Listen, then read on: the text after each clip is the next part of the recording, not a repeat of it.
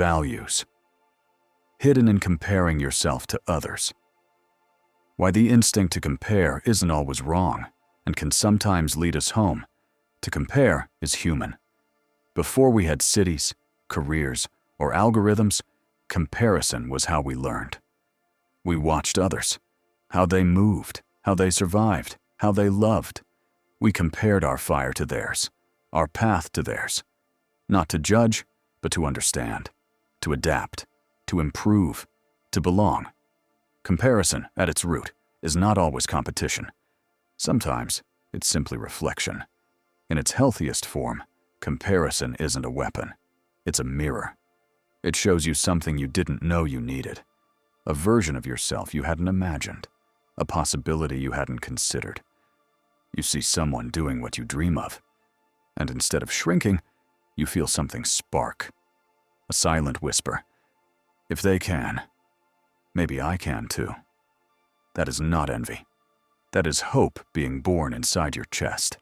Even the greats compared, not to copy, but to stretch. Writers studied each other. Artists borrowed colors. Philosophers challenged the minds before them. Athletes sharpened themselves by running beside someone just a little faster. Comparison, when rooted in admiration, not shame, can call us forward. Philosopher Epictetus once said, "If you want to improve, be content to be thought foolish and stupid." But sometimes, comparison is what first wakes you up to the fact that you can improve, that there is more to you, that you're not finished yet. Let's be honest, the danger is not in the word compare, it's in the conclusion we draw afterward. If you compare and conclude that you are less, that's insecurity. If you compare and conclude that you must hurt yourself to be like them, that's self-rejection. But if you compare and conclude that you have room to grow, that's wisdom. So no, comparison is not your enemy. The lack of self-compassion afterward might be. Let's teach ourselves not to fear comparison, but to guide it, to take the information, the inspiration, the perspective, and leave the pain behind. Let it refine you, not reduce you. Let it remind you of who you could become, not erase who you already are. Because you're allowed to look at someone else and feel moved, you're allowed to see greatness and feel drawn to your own. You're allowed to compare and still come back to your own worthy, growing, enough self. 1. Clarity of desire. Sometimes you don't know what your soul longs for until you see someone else living it. You're going about your day, maybe scrolling your phone, walking past someone in a coffee shop, watching someone speak on a stage, or seeing an old friend post something brave. And then it happens. You feel a tiny ache, one you can't quite name.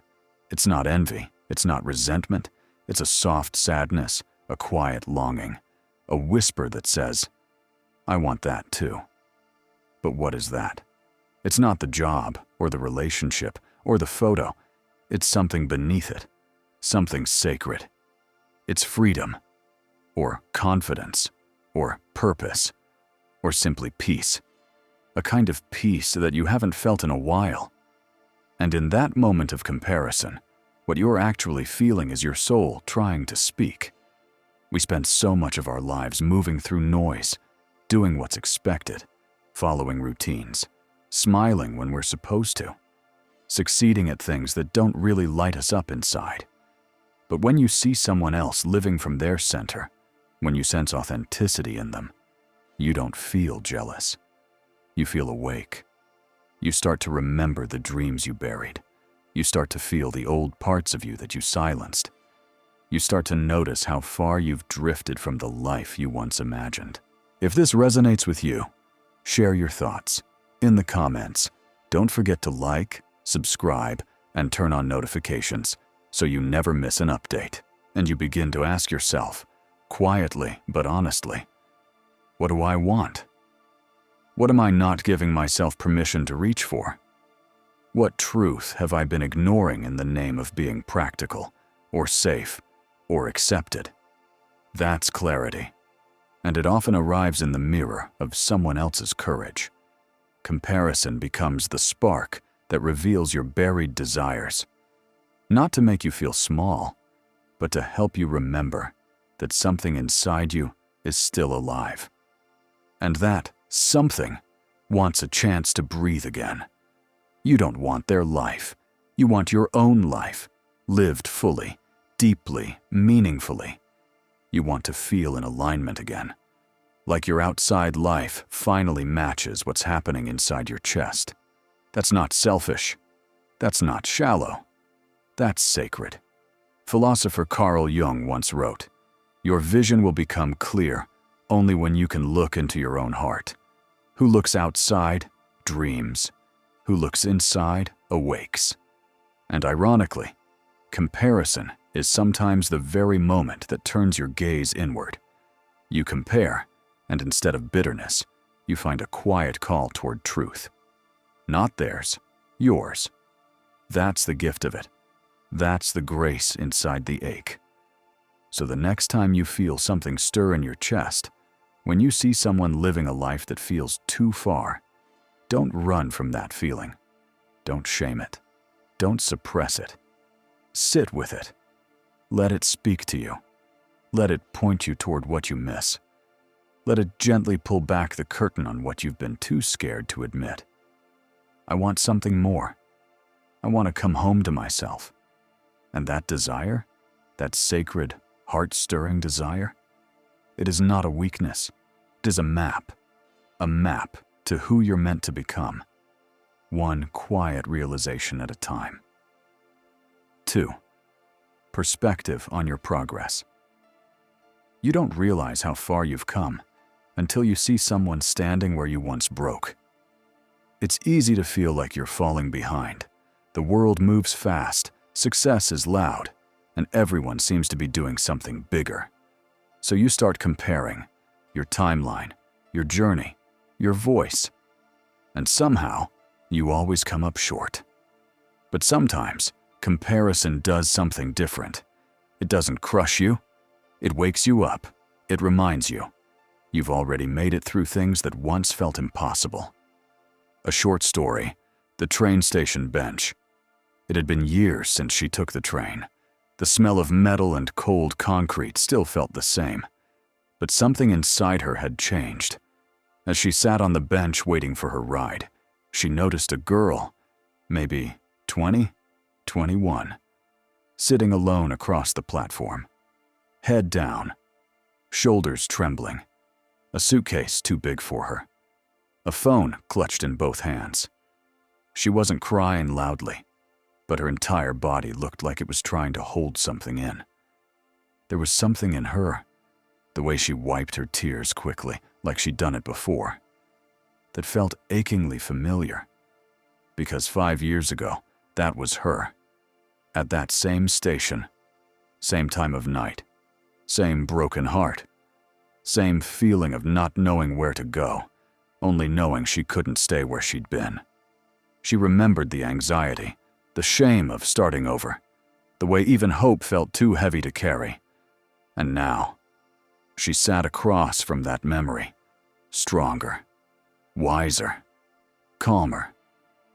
Still healing, yes, but whole in ways she never thought possible back then. She wanted to get up, cross the tracks, and tell that girl, "You're going to be okay. You don't know it yet, but you're on your way somewhere better. One day, this moment won't break you. It'll build you." But instead, she stayed where she was, hands in her lap, offering only a gentle smile across the tracks. One heart to another. The lesson. That's the hidden power of comparison. When you stop looking up and instead look back. When you see someone in the very pain you once carried and realize you survived it. That's not ego. That's evidence. Evidence that you're not stuck, that you're not a failure, that you're not behind, you're becoming. So many people around you are still fighting battles you've already finished. You just forgot. Because healing becomes quiet. And when pain is no longer loud, we assume it never existed. But your story is still written on your spine. Your strength is still holding up your breath. You just stopped noticing. Final reflection. So the next time comparison creeps in and you feel small next to someone else's highlight reel, pause, breathe, and remember, there was a time when you begged for the very peace you have now. There was a time when you didn't think you'd make it this far, and yet, here you are, still standing, still soft, still trying. That is progress, even if no one claps for it, even if it doesn't go viral, even if it only lives inside your chest. Honor it, because there is power in seeing yourself through the eyes of who you used to be. And comparison, when softened by grace, can help you remember. You are no longer who you were, and that matters more than you know.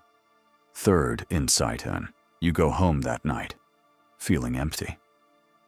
Not because they did anything wrong, but because that moment triggered something unhealed in you. What that trigger really says is, there's a part of me that feels like I'm falling behind. There's a part of me that wants to be seen, celebrated, heard. There's a part of me that's been dreaming quietly, and I've been ignoring it. And that's powerful. Not painful. Powerful. Because now you know where your work is. Your trigger becomes your teacher. The lesson. When you compare yourself and it hurts, don't push it away. Don't shame it. Don't pretend it means you're weak. Instead, ask yourself with honesty, what is this pain pointing to? What part of me feels unloved right now? What do I need to give myself that I've been looking for in others? That's how comparison leads to self-awareness. That's how pain turns into growth. It's not about the other person. It's about the part of you that's asking to be seen again, by you. A final thought philosopher Rumi once said, "The wound is the place where the light enters you." So the next time comparison hurts, don't see it as weakness. See it as light trying to break in, as truth trying to get your attention. Not to break you, but to build you, gently, from the inside out. 4. Awareness of your core values. Comparison reveals what truly matters to you. Not what the world says, but what your soul quietly longs for. Sometimes you compare your life to someone else's and feel a sharp sting. Other times, you see someone succeeding and feel nothing at all. That's important, because not every comparison hurts, only the ones that touch something deep inside you. And that's where the lesson lives.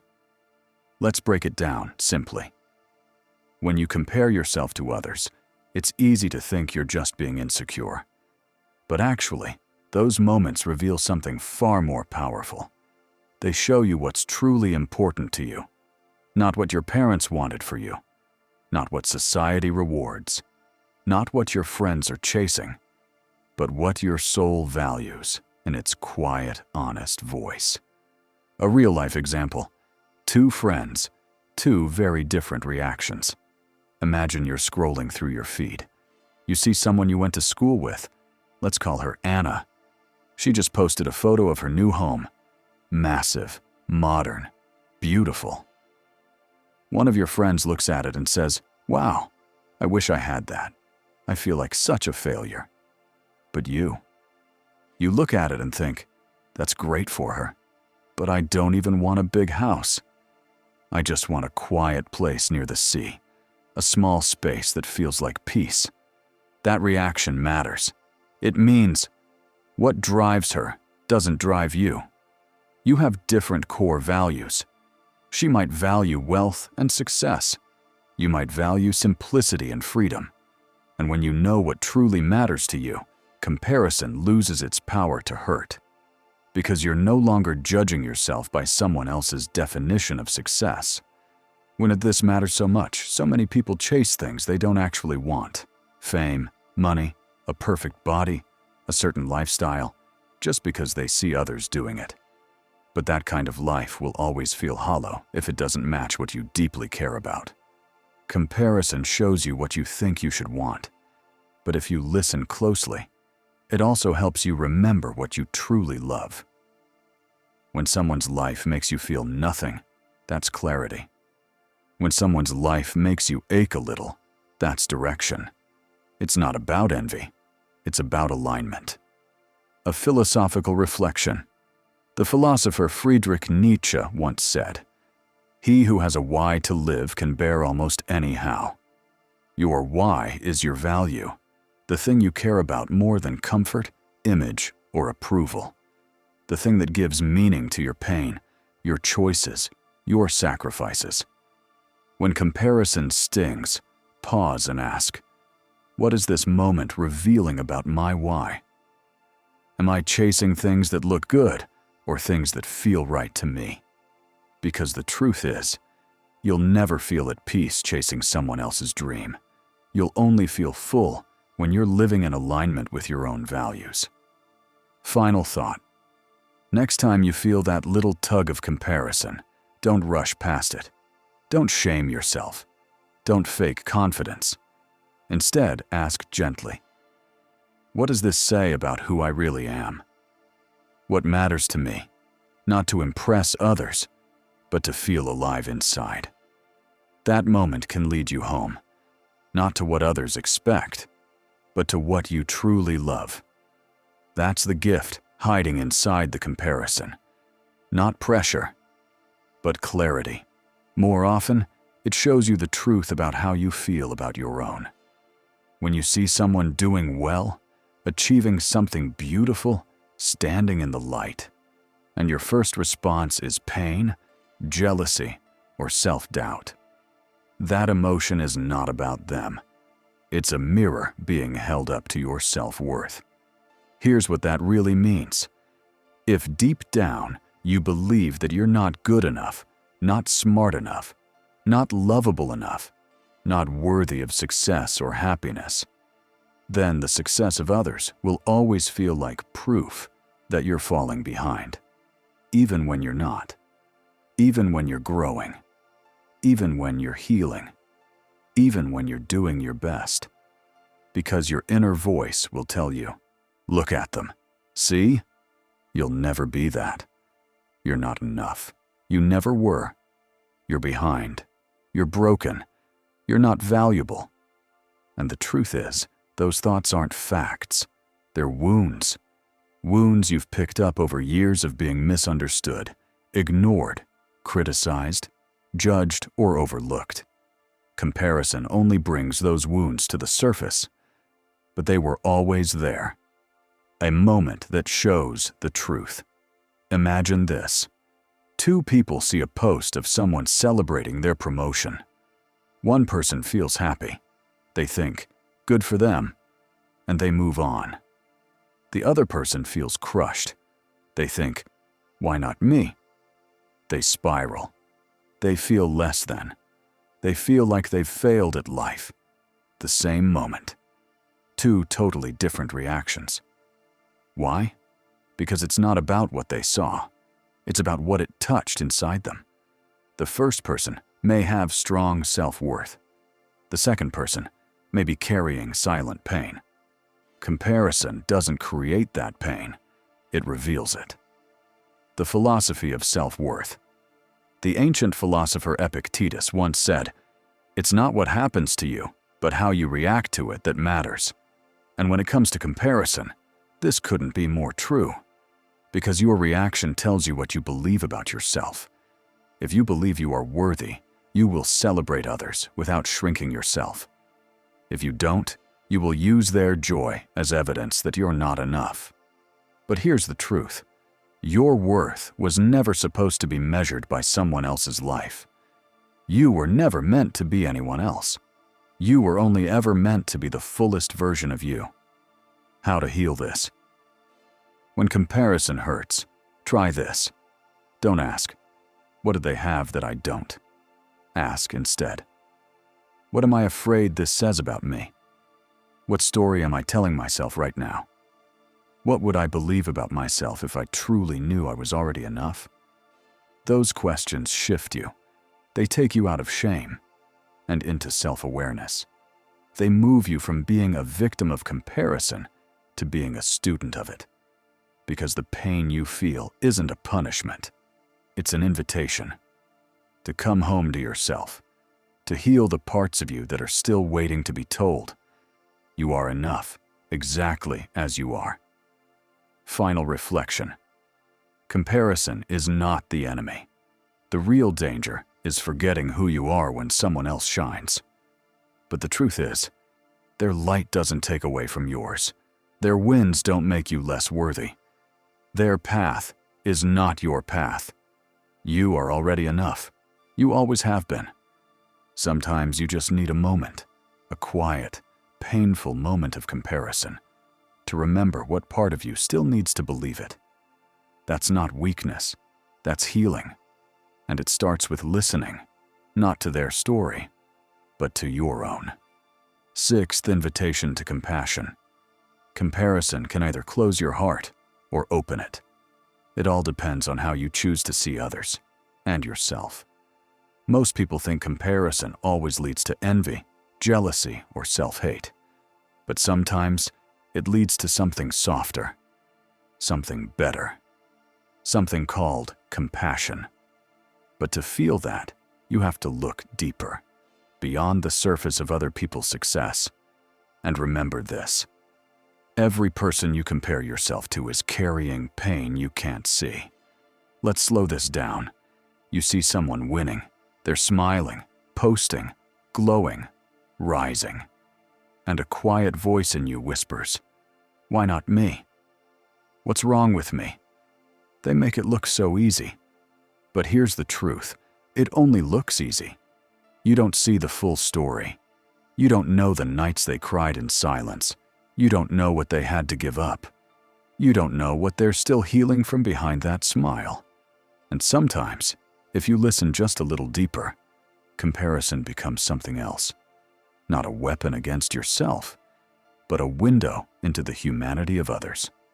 A gentle story: the woman in the elevator. A young woman was on her way to work, tired, overwhelmed, wishing life felt more stable. She stepped into an elevator and saw another woman, older, elegant, dressed perfectly. Confident posture, designer purse, calm smile. The younger woman looked at her and felt a quiet ache. She must have it all figured out. I'll never be like that. But what she didn't know is that same woman cried in the parking garage that morning. If this resonates with you, share your thoughts in the comments. Don't forget to like, subscribe, and turn on notifications so you never miss an update.